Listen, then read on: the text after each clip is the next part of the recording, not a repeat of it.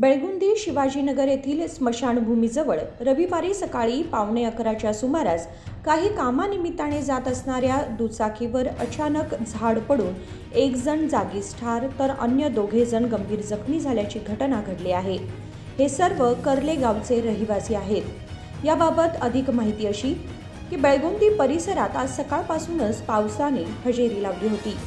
कर्ले येथून हे तिघे जण काही कामानिमित्ताने आपल्या दुचाकीवरून ट्रिपल सीट जात होते, पण बेळगुंदी स्मशान परिसरात आले असता पावसामुळे अचानक एक झाड थेट गाडी चालकाच्या डोक्यावर कोसळले।